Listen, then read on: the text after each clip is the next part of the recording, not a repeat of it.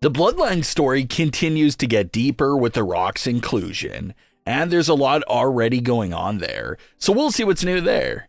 We'll also check out the latest with Damage Control and more. Starting things off with the latest for Damage Control versus Bayley.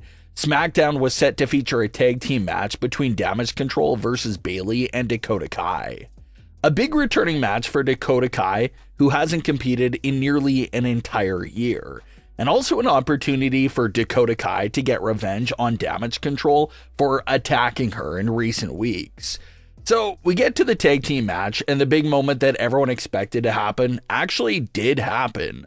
Bayley goes for the hot tag on Dakota Kai, but Dakota jumps back off the apron to avoid getting tagged by Bayley, revealing her true colors that Dakota Kai and Damage Control were manipulating Bayley and playing with her the entire time. A lot of fans never really trusted Dakota Kai from the start of her loyalty partnership with Bayley, and what basically appeared to have confirmed those suspicions was a few weeks back when Dakota Kai got hurt from a supposed Damage Control attack that we never saw. The fact that we never saw the attack take place, but Dakota Kai claimed that they attacked her, that was a real big giveaway that Dakota Kai was lying to Bayley. And now, the mid-match tag team match abandonment and betrayal confirms that Dakota Kai has been working with Damage Control this entire time. Sure, it's another devastating moment for Bayley's character, but in a way, this moment was great in the sense of building that extra empathy for Bayley's character. We saw her get brutally attacked by her friends a few weeks back. And that was a nightmare situation that made us feel for Bayley. And now, Bayley had someone pretending to be her loyal friend for several weeks before they betrayed her as well. So the constant betrayal and all those moments that make us feel so bad for Bayley only continues to build Bayley up as a bigger sympathetic babyface character. So that's a huge upside to this story and situation. All the odds are now against Bayley. It's literally a 4-on-1 situation for Bayley. She has to overcome all the odds, and literally is a massive underdog given those circumstances. Don't get it confused. Bayley definitely should be the favorite to walk out of WrestleMania as the new WWE Women's Champion for sure. But at least looking at it from the current story point of view, it's supposed to feel like Bayley has absolutely no shot at winning at WrestleMania, since she's so heavily outnumbered.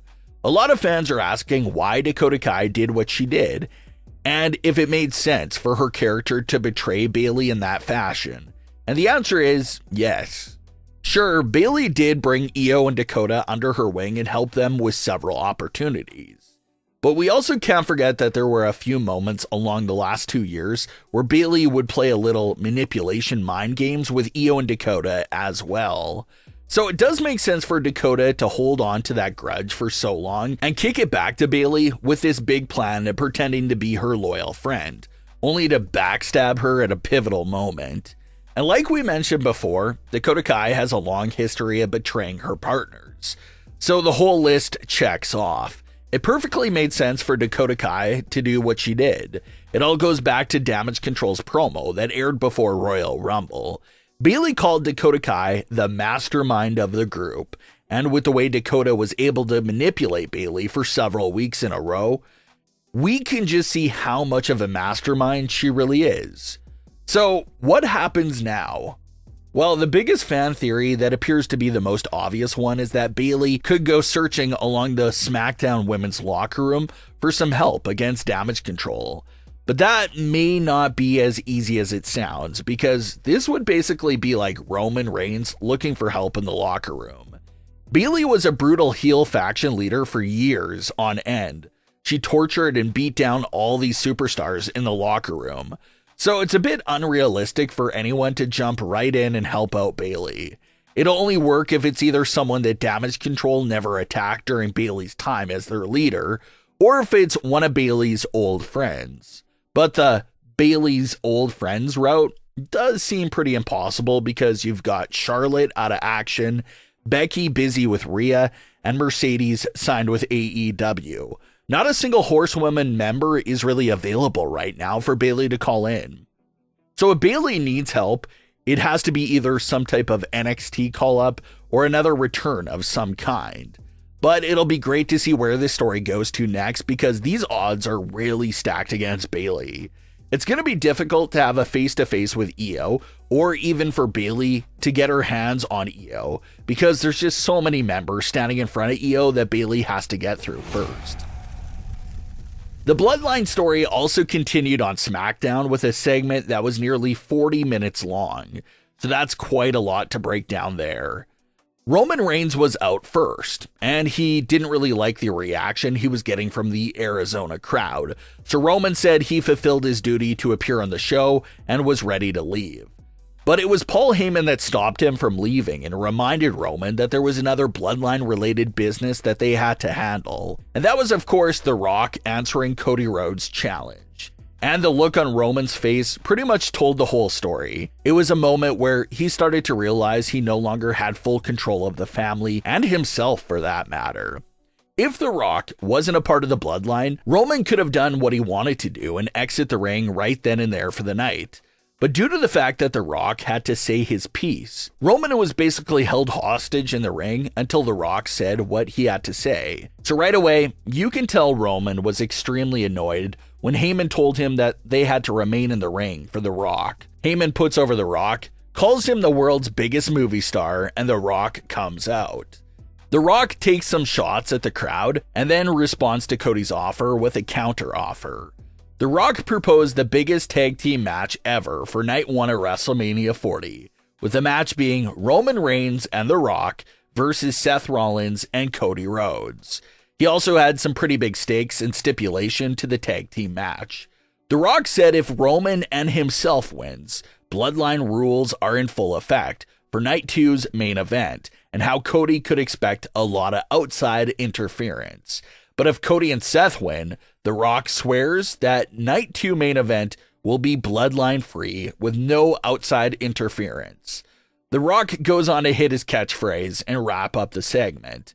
But Roman grabs his hands and wants to make sure that The Rock acknowledges him as the tribal chief. The Rock says he acknowledges Roman Reigns, but he said it with a pretty awkward delivery that it made it seem like he wasn't that sincere. And with The Rock being highly accomplished and a decorative actor that he is, you gotta figure that the weird delivery put that line in was on purpose to make the viewers question if he really meant it. Another thing that fans pointed out that the Bloodline threw up their one pose. The Rock once again did a slightly altered version of the pose with his index finger up, but his thumb pointed over to Roman. He did this a few weeks back and everyone giggled and thought it was a mistake. But the fact that The Rock did that altered pose now 2 weeks in a row has fans wondering if that itself is a hidden message to Roman. A lot of fans also pointed out that Paul Heyman was looking over to The Rock during the pose, appearing to be unsure if The Rock can be fully trusted or not. Rock and Roman appear to be on the same page and present themselves in that fashion. But there's a lot of these little things already present that looks like it could grow into bigger issues, such as the fact that Roman Reigns and The Rock never came out together. They always come out separately. Is that an ego thing? Is it a narcissist thing?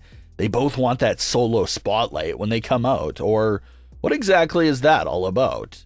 And when The Rock was sending over his counter offer to Cody Rhodes, he didn't glance over at Roman for even half a second to get some of Roman's input or thoughts. They didn't talk it out together at all. The Rock was just calling all the shots. And if Roman never grabbed The Rock's hand and asked him for that acknowledgement, he probably never would have gotten it. So we'll see what comes out of that. But what are your thoughts on today's stories? Leave your comments below. Don't forget to subscribe with all notifications on, and leave a like if you enjoyed. Thanks for watching, guys.